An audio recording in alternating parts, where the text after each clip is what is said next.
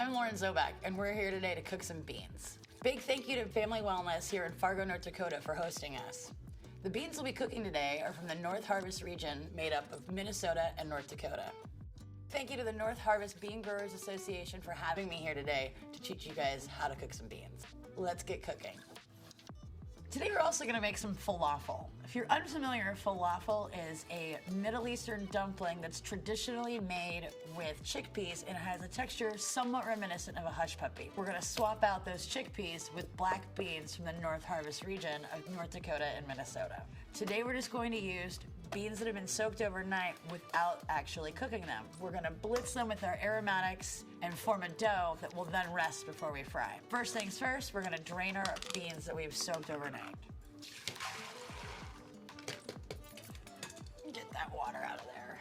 While those beans are draining, we're going to go ahead and work on our aromatics. Today we have some herbs, some cumin, some coriander, onions, and garlic. And it'll all go in here so it can be really simple and not a whole lot of knife work is involved. Start with 1 medium onion, rough chopped, directly into the food processor, or directly into our beans, and we'll do the whole thing together. I like to save all my bits and pieces for vegetable stock or chicken stock or any sort of stock. That's not good for the party. Just a rough chop because the food processor is going to do all the work for us. This is where a sharp knife will always come in handy. A sharp knife is a safe knife. Anything dull, we might actually worry about cutting ourselves. So we've got 1 medium onion.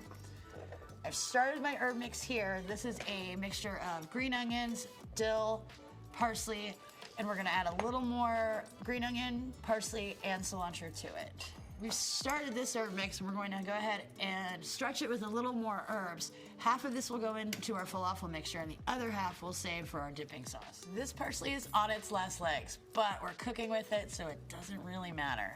It's seen finer days, but today it gets to live its best life.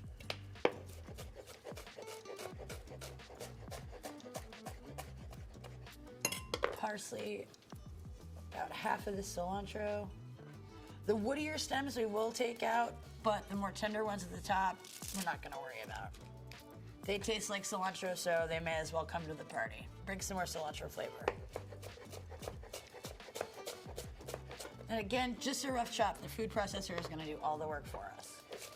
We're just going for the green tops right now. We want them for color. We've got plenty of onion flavor with our yellow onion. So the rest of these onions we will save for a later application.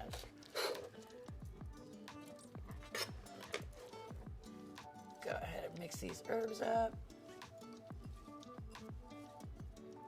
Okay, into our food processor.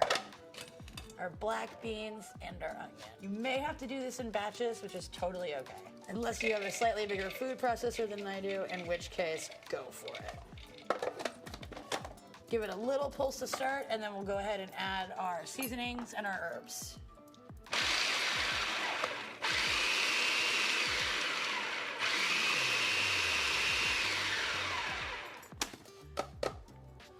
Gonna add roughly a 1/4 cup of herbs to this right now, and we'll add another 1/4 cup with that second batch.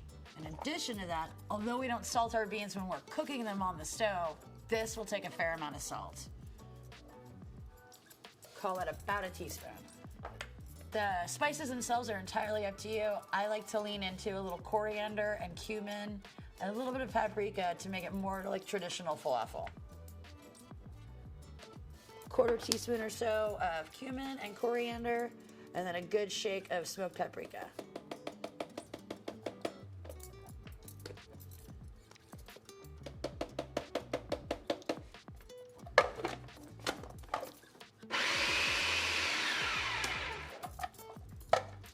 Scraping down the sides as needed, just to make sure everything is one homogeneous mixture with no really big chunks of anything in it.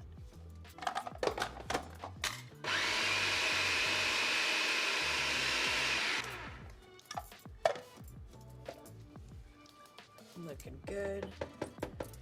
Throw this in our bowl, do the second batch, and then we're gonna fold in a little bit of flour, let this rest for an hour to hydrate.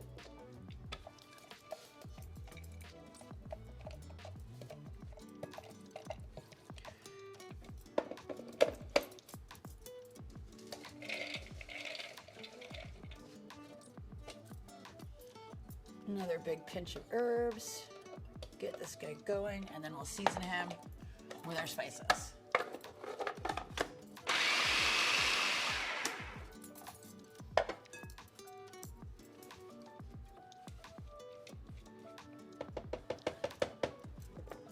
In theory, we could add more garlic, and again, any other herbs or spices that you were really interested in, or maybe you grew too many of. What's great about this recipe is it can be small little bite-sized patties, which would be more traditional, or you could use it as a veggie burger in your next cookout. Another big pinch of salt.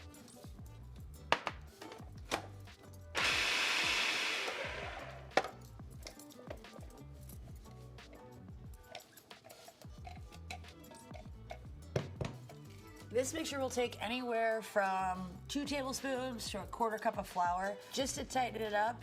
When we do form our patties, they hold together cohesively. I'm using oat flour today. You could use cornmeal, you could use AP. I like to lean into the more grains that would be considered gluten-free. It keeps everybody happier. Pardon? Oh, all-purpose flour. You could be using all-purpose flour, you could be using cornmeal, you could be using tapioca starch. You just want enough starch to hold it together so when we form those patties, they stay together as one unit. We know we've added enough flour to it when we can form it as a small ball or a patty and everybody sticks together. Once we get there, we are gonna let this rest for about an hour in the refrigerator to allow all that starch to hydrate without having to add an egg or an additional binder. So we'll cover this and stick it in the fridge for an hour.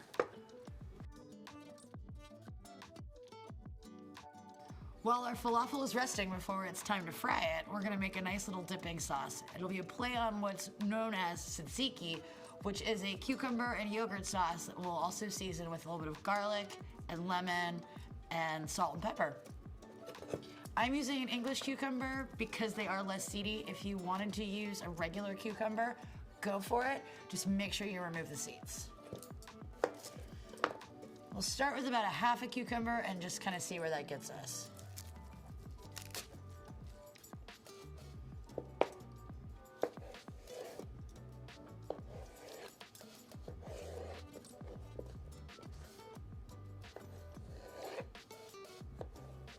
We may not even need all of that. But that's okay, because that means snacks for me.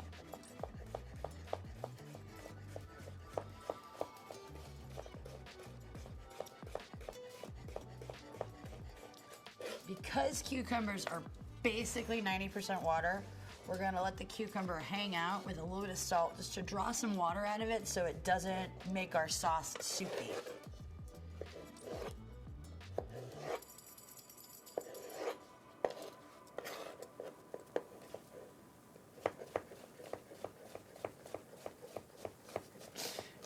Cucumbers try to escape the cutting board.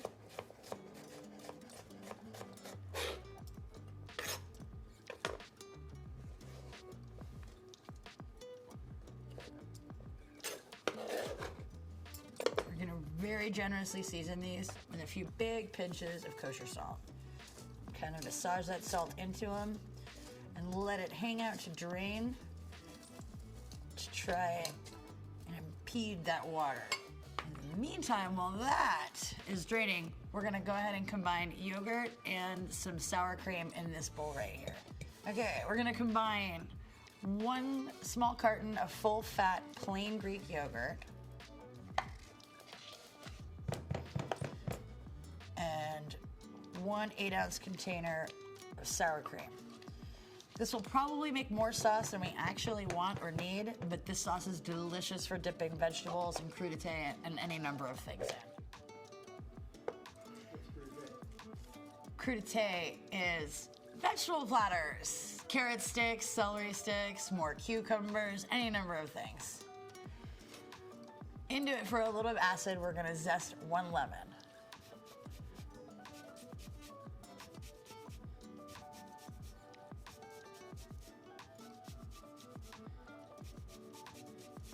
In its entirety. What most people don't realize is all the essential oils from lemon are in that outer layer of skin. So we want to get all that yellow part off. If we hit white, that's the pith and we've gone too far. And that is really, really bitter and can be very off-putting. Additionally, with our microplane, which is probably one of my favorite kitchen tools, we're also gonna go ahead and zest 1 clove of garlic. This is just a good way of getting it in there without having big, huge chunks of garlic, which can be a little off-putting. And it makes really fast work of it.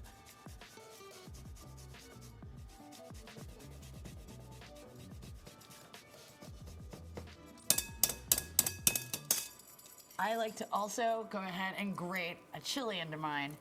This may not be for everybody. This is the Midwest. I'm from California and I really like spice. So use caution if chilies aren't something that you're into.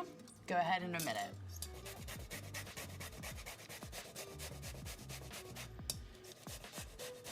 This is also my favorite way to sneak chilies into guacamole. We'll call it 2 inches of jalapeno. Any more and I worry we might hurt somebody's feelings. Whisk this to combine. And we'll season this also with a little salt and pepper.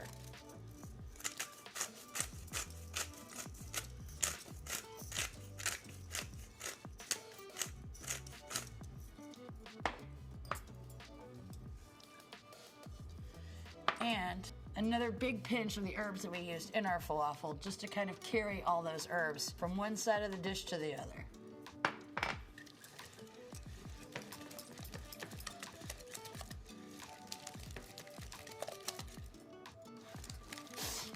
It's crazy.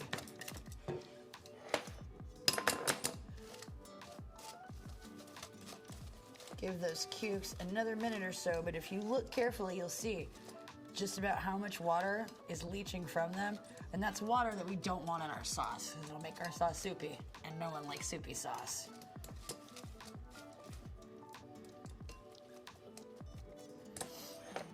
This is another time when we can also add a little more seasoning to the sauce if you'd like. If you wanted to marry that cumin or that coriander that exists in our falafel, now's the time to do it. We also want to taste this for salt and pepper and just make sure we don't need to add any more. Trusty tasting spoon.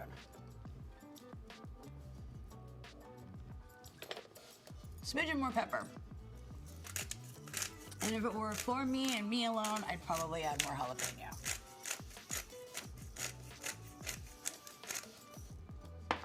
And maybe a little bit of coriander.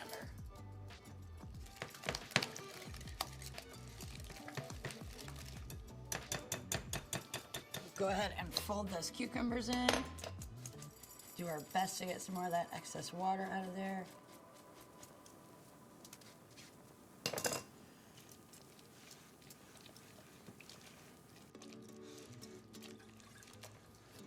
And there we have it. We've got our condiment for our falafel. So once the falafel batter has rested for at least an hour in the refrigerator, it's time to fry. My preferred oil for this would be just vegetable oil. We're gonna get it in the realm of about 350, 375 degrees. And we're gonna fry them on each side till they're GDD, golden brown and delicious. Making sure once it comes out of the oil to season it immediately, because it's your one chance to get that salt to stick. The other fun fact and thing to know is, not unlike frying a piece of fish or searing off a piece of meat, the falafel will tell you when it's ready to come. If you're fighting with it and it's sticking, leave it alone. It'll release when it is good and ready. So we just form little balls. This is another chance that if you wanted to make this into a veggie burger of sorts, we could make it into a patty. I personally prefer them as little bite-sized appetizers. They also could be then thrown in a pita with our sauce as a falafel sandwich with a little bit of lettuce or tomato. Always make sure when we drop these, we're gonna lay them away from us versus towards us, because that oil is hot and no one likes to be burned by hot oil. Just keep portioning these while these are working away. Still looking for golden brown and delicious. It'll end up being about 2 minutes per side. Forming the patties would be a great chance to get your kids involved if they wanted to help mom or dad in the kitchen. Maybe just hand them the portions, leave them on a piece of plastic, and let everybody hang out and help make the patties. Little fingers make quick work of little projects. These guys are ready. And we'll see how close to done these are.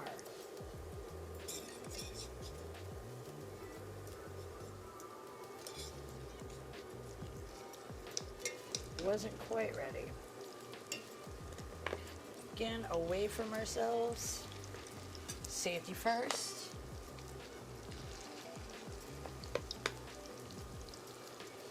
These guys are close. Always remembering to season as we go. Pinch of salt goes a lot further than anybody ever gives it credit for. Again, if we're fighting with them, don't fight them. They'll tell you when they're ready. Stack these guys up. Pretty. Oops. Garnish with a little more of our herbs. I just think that the whole leaves are really, really pretty. They're the herbs that are in there, so we're just kind of, everybody's coming back and we're following each other around in a circle. Cilantro in there, cilantro in the sauce, little cilantro on the top, because green things make it pretty.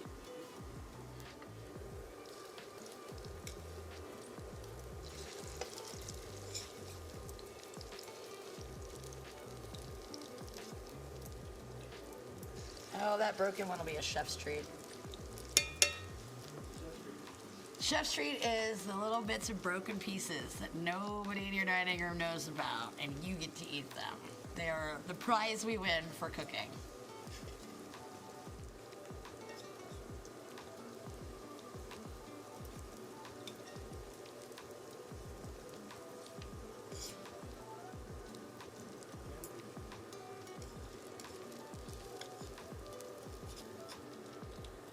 There's our little chef's treat. Falafel nuggets for us.